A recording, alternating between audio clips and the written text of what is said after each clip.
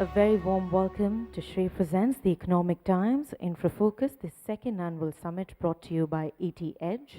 Let us put our hands together as I welcome on stage Mr. Hemant Kanodia, CMD.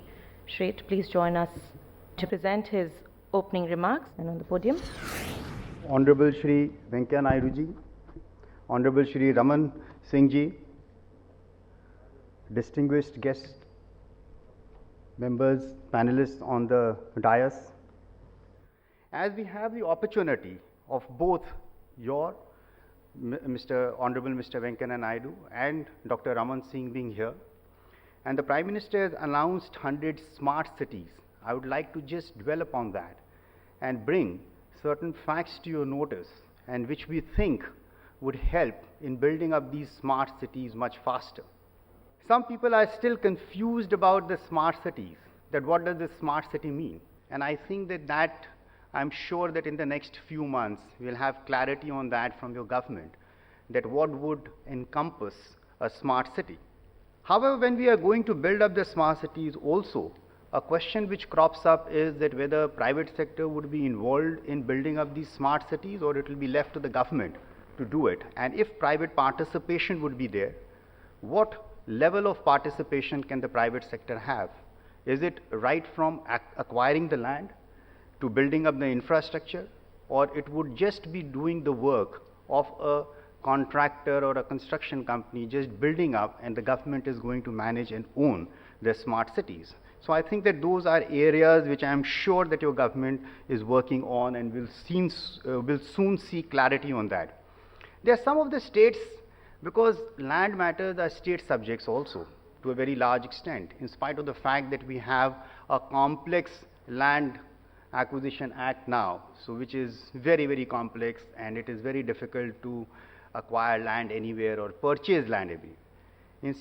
Besides that, many of the states still has the Urban Land Ceiling Act. I come from a state, West Bengal, which still has an Urban Land Ceiling Act, and no one in the city can buy land above 5,000 square feet still. So that is what whether a developer or an individual can buy, just 5,000 square feet of land, otherwise it attracts the urban land ceiling, and the government, and the land gets vested in the government. And if it is out of the municipal limits, then it is only 24 acres of land. So building up smart cities in West Bengal would be quite difficult unless the center is in a position to work along with the state to simplify those particular laws. I think that the private sector has done a good job in building up a large number of cities in and around metro towns in India, and also there are a lot of secondary towns which have been developed, and along with secondary towns, new cities have also come up, but these have been small parcels of 100 acres, 250 acres. It is not actually the size of a city. It is just these small towns, or I would say that some developments which have taken place along with the major cities. So I think that the clarity from the government that what should be the size, the minimum size of a smart city would also be important. What we read in the papers, that many of the present cities, they are taking up certain areas and saying that, let us convert these into smart areas. So I think that that is what our suggestion would be, that would basically bring down the entire concept of a smart city into a very localized area. So the government should avoid doing that and give a much larger picture on building up these smart cities and what it should encompass. The vision is very good, and India needs a large number of smart cities to come up, because we are at a crossroad, and sooner the latter, if we put down the clarity and the rules and regulations are made simpler, I think that we are at the takeoff stage. And as an infrastructure practitioner, or being in this field for 25 years, this year we are celebrating 25 years of being in the infrastructure sector, being one of the pioneers in starting it, supporting construction companies, contractors, infrastructure companies. We see that the pain is there everywhere. And today the bankers, because of the huge non-performing loans which they have in this particular sector, they become very wary of financing it. So this is another area of financing which needs to be addressed by the government. Otherwise, in spite of getting all the rules and regulations on track, we may not attract the investments in the infrastructure sector. So I think that if we the take home would be to get the financing in place, to get the rules and regulations simplified, and we are back on track. Thank you very much for giving me this opportunity. आदरणीय doctor Raman Singh ji, Shri Deepak Lamba, Shri Hemant Kanoria, Shri Ratul Puri, brothers and sisters. What is the smart city? What we are talking about? Smart cities means improving the quality of life. That is the definition. Improving the quality of the life. For smart city concept to first of all succeed, there is a need for change of mindset. That is one aspect. A smart city is not a static outcome. Rather, it is a process in which increased citizen engagement, hard infrastructure, social capital, and digital technologies make cities more livable, resilient, and better able to respond to challenges. Personally, I liked this definition as it is all-encompassing. Smart city is an effective integration of physical, digital, and human systems in the built environment to deliver sustainable, prosperous, and inclusive future for all its citizens. A smart city delivers public and civic services to citizens and business in an integrated and resourceful, efficient manner while establishing innovative collaborations to improve quality of life and grow the local and national economy.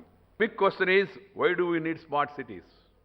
At the moment, about 31 to 32% of our population are living in urban areas.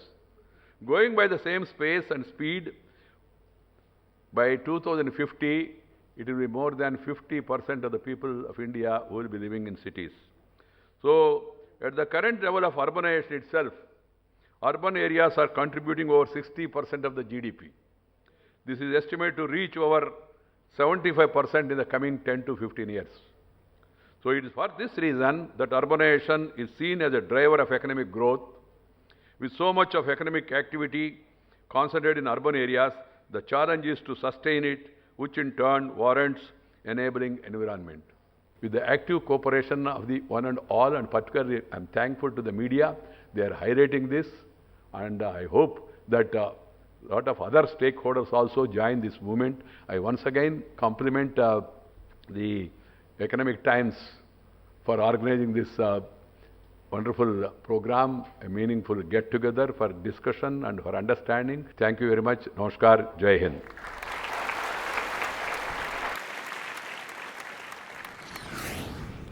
आज का यह आयोजन economics times के द्वारा यह आयोजन infra focus, और इस आयोजन में हमारे इस कार्यक्रम के मुख्य अतिथि श्री वेंकैया नायडू जी, सभी यहाँ उपस्थित हमारे सीनियर ऑफिसर्स, इंडस्ट्रियलिस्ट, मीडिया के हमारे साथी, और आज जो सम्मान छत्तीसगढ़ को मिला है इंफ्रास्ट्रक्चर के सेक्टर में बेहतर काम के लिए, मैं धन्यवाद दूंगा कि ये छत्तीसगढ़ के उस राज्य के लिए सम्मान है जिसका निर्माण 14 साल पहले ही हुआ। और जब नए रायपुर की कल्पना हुई, कैपिटल जब नया बना, नया राज्य बना, मुझे लगता था कि ये क्या छत्तीसगढ़ का कैपिटल बनने के बाद क्या हम आने वाले 5 साल 10 साल में एक बेहतर कैपिटल बना सकते हैं जो वर्ल्ड क्लास हो। वो चुनौतियां क्या हैं जिसके बारे में आज दिल्ली की चिंता है, हमारी चिंता है कि न केवल कैपिटल बल्कि हमारे शहरों को हम कैसे विकसित करेंगे। नए रायपुर में लैंड जब एक्वायर करने हम जा रहे थे, 8000 हेक्टेयर ज़मीन यदि हमें चाहिए तो उसके लिए फिर लोगों को तैयार करना, 19 विलेज वहाँ थे। आप आश्चर्य करेंगे, एक भी गांव को हमने व्यवस्थापन नहीं किया, एक विलेज राखी को हमने हटाया, बाकी 18 विलेज वहीं के वहीं उनको नया रायपुर की वो सारा बेसिक इंफ्रास्ट्रक्चर दिया जो रायपुर के लिए है। गांव के लोग भी खुश हैं, क्योंकि गांव के लोगों को हटा के कोई नया शहर नहीं बसाया जा सकता। हमारी दूसरी चुनौती थी कि छोटे बड़े शहरों को जहां ग्रोथ हो रहा है उस डेवलपमेंट को रोका नहीं जा सकता। लोग प्लाट काट रहे हैं, जमीन दे रहे हैं, बिल्डर्स उसमें निर्माण कर रहा है, वहाँ ना नाली है, ना ड्रेनेज है, ना कोई सिस्टम वहाँ बना हुआ है। 1000 एकड़ से हमने शुरुआत की, 6 क्लस्टर 1000 एकड़ के हमने तैयार किए रायपुर की पेरिफेरी में, जो रायपुर डेवलप हो रहा है। और उस 1000 एकड़ लैंड में जितने भी जमीन के देने वाले थे उनसे बात किया, लैंड पुलिंग की, जमीन उनसे लिया, करीब करीब 800-1000 लोगों से जमीन लेने के बाद उसको पूरा एक प्लाट में काटा। पूरा बेसिक इंफ्रास्ट्रक्चर जो नया रायपुर का इंफ्रास्ट्रक्चर है वैसे ही इंफ्रास्ट्रक्चर अंडरग्राउंड सीवेज से लेकर इलेक्ट्रिसिटी से लेकर पावर कनेक्टिविटी से लेकर सारी कनेक्टिविटी के साथ हमने उस 1000 एकड़ पर डेवलपमेंट किया और 35% लैंड उनको लौटा दिया। 65% में हमने ग्रीन और बाकी एरिया को तय किया। ये नया रायपुर के निर्माण के साथ साथ कमल विहार हमारा डेवलप हो गया। तो 85% लोगों ने 90% लोगों ने कहा हमें इसको प्लाट चाहिए। अब ये कंसेप्ट यदि हम रायपुर के 6 अलग अलग एरिया में करेंगे तो पूरा शहर बेहतर तरीके से ग्रोथ करता जाएगा। मुझे लगता है बहुत सारी बातें बताने की ज़रूरत नहीं, हमारे प्रेजेंटेशन जब प्रेजेंट करेंगे तो आपको डिटेल जानकारी होगी। मैं तो धन्यवाद दूंगा कि छत्तीसगढ़ की पहचान आपने की और छत्तीसगढ़ को आपने आज यहाँ इंफ्रास्ट्रक्चर के लिए अवार्ड किया।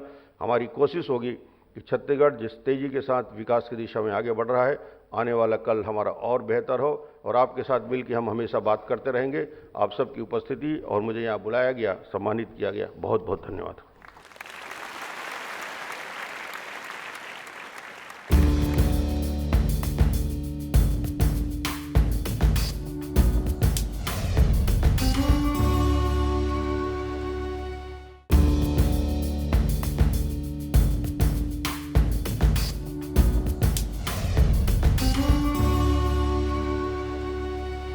Good morning. Let's just plunge into the discussion straight away. It's about smart cities. And not just this morning, but I suppose for the last many months you've been hearing about smart cities. One of the questions that I've often been asked, and I have asked others, is what in your view is a smart city? I have, for our panelists here this morning, a clutch of 6 pointers to attempt a definition of smart city, and let us see where that discussion takes us. A smart city is one which is first ICT, so information communication technology, ICT enabled governance, transit oriented habitats which therefore bring a work-life balance between residents and workplaces and factories. So point number 2 is transit oriented habitats. Point 3 is energy, water, solid waste and effluent efficient. Point 4 is that it invites public-private partnerships in its operations. Point 5 is safety and security. And the last is that it's environmentally friendly and green. Now, this to my mind is probably the best definition of smart city that I have got till now. I'm not sure it covers everything that you have in mind. So why don't we attack the panel straight away? And may I start with Lisa on my extreme right and say, here are 6 points to set you thinking, set you talking, and let's hear your reactions to these and any other points you may wish to add. In preparing for this session, the United Nations took a look at the experience of smart cities around the world. And if you allow me, we would put 2 more factors to consider. Factor number 1 is a smart city is one which is financially sustainable. That means that they have their own revenue base. The second thing that the United Nations would add is that a smart city is one that is governed by itself. When you have, and this is true across the globe, experiences of local governance, those are cities which are working better than where powers are divested away from the cities. So we would add local governance and locally generated revenue. Thank you. That was crisp and quick. Sujit. Thanks, Vinayak. Yes, smart cities, the physical and social infrastructure is the most important thing, but the critical part is how to manage that in the future going forward.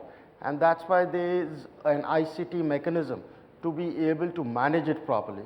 And The basic ingredients of that is the data input, connectivity, the logic with the data input, and the most important part would be the data analytics. Because in a smart city, what we need to do is understand what kind of data is coming and be able to constantly improve the social and the infrastructure and also the governance mechanisms. So I feel the data analytics is a very important and critical part. So when we are creating the entire architecture as a whole, we must include this particular point in the entire architecture.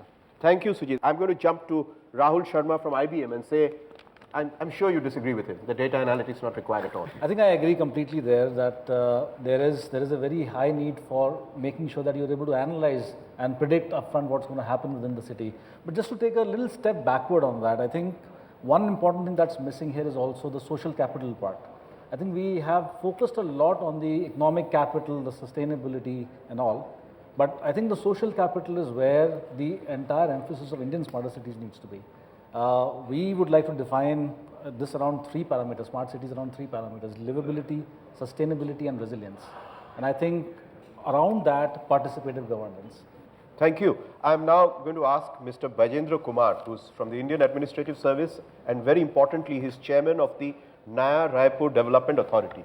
A straight question to you, sir. Is Naya Raipur smart or unsmart? It is completely ready for a smart city, and we have started the smart city concept much before it has become a buzzword. We have this data and everything is enabled. All the systems are there. We have already appointed a consultant, international consultant. We have already in the process of preparing a DPR, and we are in touch with Government of India and we have shared our concepts, and then we are ready. That's what I can say. So you're smart ready. That's a Yes, that's a new concept. So there is smart ready and unsmart. You're in the middle right now. We are ready. We have started activities and we are enabling ourselves. But we need 4G and better connectivity to have better services. So, sir, I'm moving on to you because you are now Kendriya Sarkar, and therefore, as Mr. Naidu said, this political imperative to achieve 100 cities. Now that you have raised expectations, when I say you, I mean the political establishment. So, you have raised expectations to say 100 new cities. So, a frank question to you. Please explain to us, in terms of thinking in the ministry, is 100 smart cities greenfield or brownfield?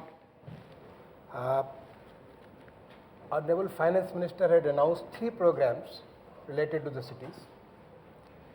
The first is urban renewal of 500 cities. It is definitely mid-sized cities, and urban infrastructure is there, that renewal of those things so that it start working, it start delivering to the citizens living in those cities. The second program he has announced for the Hriday, that is rejuvenation of the heritage cities. Cities like Varanasi, Ajmer, Velankindi, such cities which have got heritage value, so they should be rejuvenated. The soul of those cities should be rejuvenated so that they are available to the public and all those who are visiting that city. And the third program is the 100 smart cities. That is to create 100 cities, and your answer is not all. Still we are working in the ministry, we are getting inputs from various forums. I am here again to get some inputs from you. This August forum, there is people from different backgrounds who are here. Well, smartness can't be 100% smartness, and it can't come on the day 0. If the city starts as a greenfield city, not that the greenfield cities are not going to be there, the various greenfield cities will also be included in the 100 smart cities. Like there is a corridor, Bombay, Delhi industrial corridor, some new cities are coming up. Bangalore, Chennai industrial corridor, some new cities are coming up. A new city for the capital city for the state of Andhra Pradesh is coming. Some greenfield cities could be there, but also most of it will be the brownfield cities, the cities which are already existing. The greenfield cities take a longer time because they have to start from scratch. But the brownfield cities, they have got the advantage that they had certain level of infrastructure. You have to build up one to renew those infrastructure to make sure that they start deliver to the best of capabilities which have been developed, and to add to it so that you get the best satisfaction of the citizens. I will say the first primemost criteria for a city to be smart is the high level of livability in the city. That is the citizens who are living. Why are the citizens living in those cities? Because these are the hubs of economic activities.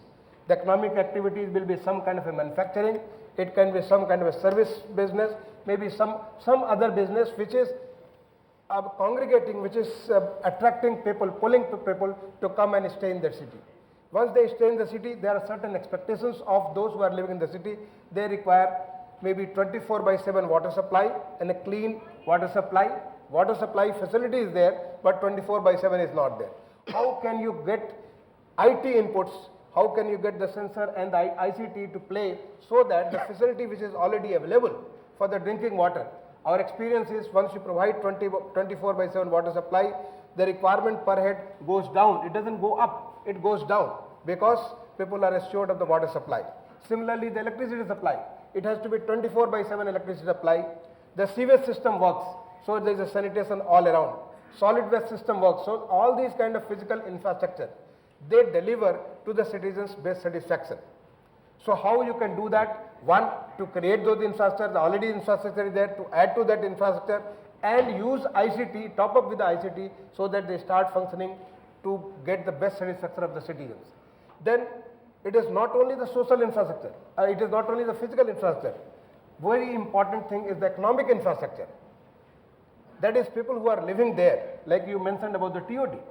People who are living there in those cities, they should have some kind of economic activities. There are certain skills, the traditional skills, the skills must be added so that they start producing and they start manufacturing for one, our domestic consumption, one, second, exporting also. So there is more and more economic activity, there is a value addition to the economic activities so that the citizens living is again upgraded because of there is more and more income.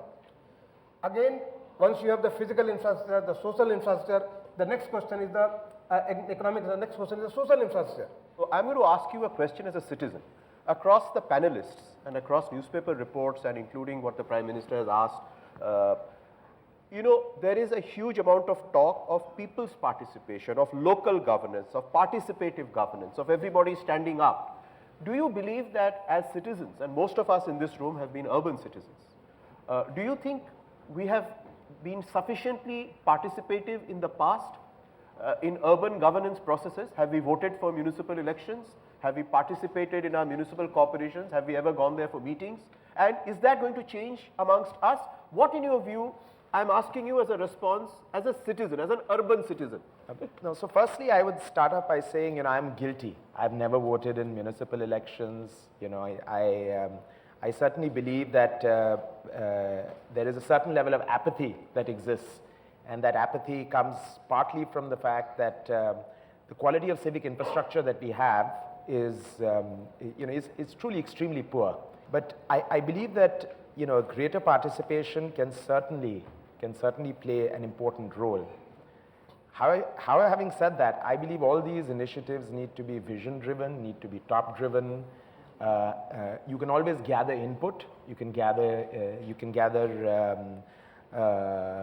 pointers from the citizens that you're serving. They can gain some power. They can gain some leverage by participating in these processes. But certainly, I believe these processes need to be top-down driven. Thank you. Okay, till now, I suppose the panel has been reasonably productive because I started by tossing 6 ideas of what defines a smart city. And just to refresh the memory, I started with telling all of you it's ITC-enabled governance, transit-oriented habitats, energy, water, solid waste, and effluent, efficient, private-public partnerships, safety and security, and environmentally friendly. And the panel has added 6 more that I listed down: financially sustainable, local governance and participative governance, data analytics, social capital and livability, barrier-free and tension-free existence, and smart ready means the journey is never over. You always move up the gradient. So we've got 12 points on which to define a smart city, and I'm sure, sir, these would be inputs useful to you. And we have crossed the time limit, so on behalf of all of you, may I thank the panelists for I suppose, a productive session, and to thank all of you for your attention and your participation. So thank you very much.